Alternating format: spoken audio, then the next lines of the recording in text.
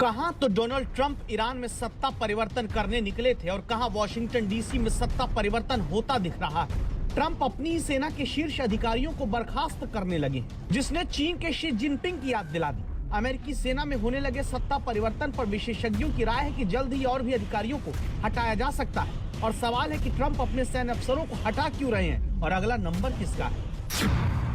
Iran को पाषाण युग में पहुंचाने की धमकी देने वाले राष्ट्रपति ट्रंप की टीम तक जंग की आंच पहुंच गई। युद्ध मंत्री पीट हेग्सेथ आरोपों के घेरे में आर्मी चीफ से विवाद ऐसा गहराया कि उन्होंने एक झटके में उन्हें हटा दिया।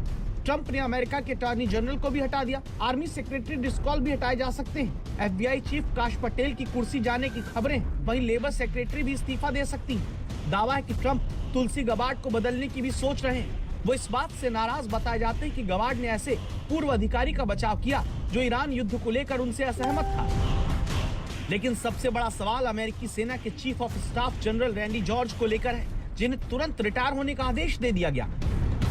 रैंडी की सर्विस साल 2027 में पूरी होने वाली थी। इस पूरे मामले में आधिकारिक तौर पर कोई वजह नहीं दी गई। पेंटागन ने सिर्फ इतना कहा कि वो रिटायर हो रहे हैं और उनकी सेवा के लिए धन्यवाद। सवाल है कि जंग के बीच में ट्रंप ने अपनी सेना के चीफ को क्यों बदला? क्या इसकी वजह ट्रंप की मनमानी है जो इस इस्तीफे की वजह बन रही है? अमेरिका में कई पूर्व सैन्य अफसर ईरान पर हमले की आलोचना कर रहे हैं। ईरान के खिलाफ जमीनी हमले को लेकर भी कई पूर्व सैन्य अफसर खिलाफ बताए जाते हैं, क्योंकि उन्हें लगता है कि ये सुसाइड करने जैसा होगा। And these kinds of operations involving airborne forces are always difficult because you're putting them far out in front of usually an advancing force, and that advancing force has to be strong enough and heavy enough that it can punch through. We don't have an advancing force. What we've got is the fleet far south.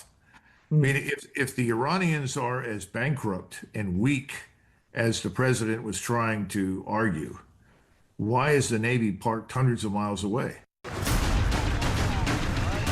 America में Donald Trump को लेकर विरोध बढ़ता जा रहा है, खासकर सेना के पूर्व अफसरों में, जो मानते हैं कि ट्रंप के कई बयान देश हित में नहीं होते। उनकी वजह से अमेरिका ईरान के सामने मुश्किल हालात में घिर गया है। The United States, by choosing this war, has plunged ourselves into a no-win situation by handing the Iranian side leverage they had never had and would never have had it not been for our choosing a war against them, and putting them in an existential crisis to where the only thing they could do is to use the power they have, which is to put their hand across the oil flow out of the Persian Gulf.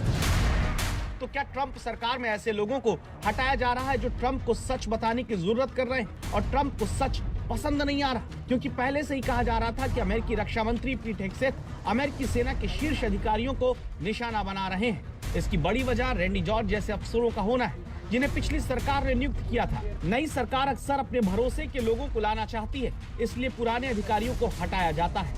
लेकिन जंग के बीच में बदलाव छोटी बात नहीं।